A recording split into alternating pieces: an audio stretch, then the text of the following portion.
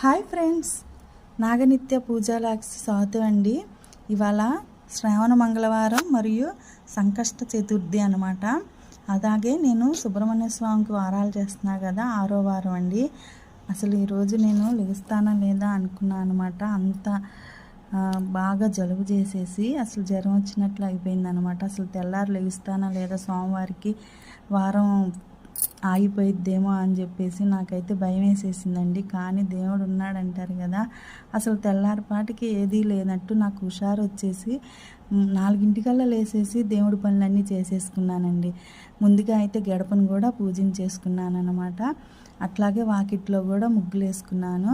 అసలు ఎంత ప్రాణం తేలిగ్గా అయిపోయిందంటే అసలు నేను చెప్పలేను అనమాట. రాత్రి ఎంత జ్వరం వచ్చి చలి వచ్చినట్టు అయిపోయి ఒళ్ళంతా నొప్పులతో ఇదైపోయింది. నేను అంటే ట్యాబ్లెట్ వేసుకున్నాలేండి, కానీ నాకు తెల్లారిపాటికి హుషారు వచ్చేసేటట్టు చేశాడు కదా దేవుడు. ఆగిపోకుండా నాకు ఎంతో సంతోషంగా ఉందన్నమాట. ఎక్కడ వారం ఆగిపోయిద్దో అని భయం వేసింది. 9 వారాలు కంటిన్యూగా చేయాలి కదా అన్నట్టుగా నాకు భయం వేసింది అనమాట.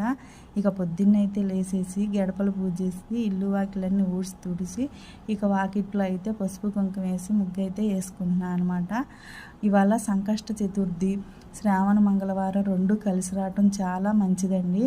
అందుకనే వినాయకుడికి కూడా నేను ఇవాళ సంకష్ట చతుర్థి చేసుకుంటున్నాను అనమాట. అంటే బాగోలేదు కదా, ఉపాసం అయితే ఉండను, కానీ సోమవారికి అయితే గరికి తీసుకొచ్చి పూజ అయితే చేసుకుంటాను అనమాట. అట్లాగే సుబ్రహ్మణ్య స్వామి కూడా పూజ చేసుకుంటాను. ఇట్లా వాకిట్లో ముగ్గంతా కూడా కంప్లీట్ అయిపోయింది. మా ముగ్గు నచ్చితే లైక్ చేయండి, షేర్ చేయండి. అట్లాగే తులసమ్మ దగ్గర కూడా ముగ్గేసి పసుపు కుంకుమ వేసుకున్నానండి. కాళ్ళకు పసుపు కూడా రాసుకున్నాను అనమాట.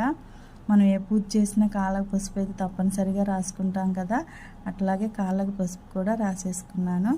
ఇదిగోండి, వినాయకుడికి గెరుగుతో అష్టోత్తరం చేసేసి బెల్లం ముక్క నైవేద్యంగా పెట్టానండి. అంటూ ముట్టు లేని నైవేద్యం ఏదన్నా ఉంది అంటే అది బెల్లమేనండి. దానికి ఎటువంటి అంటూ ముట్టు లేదనమాట.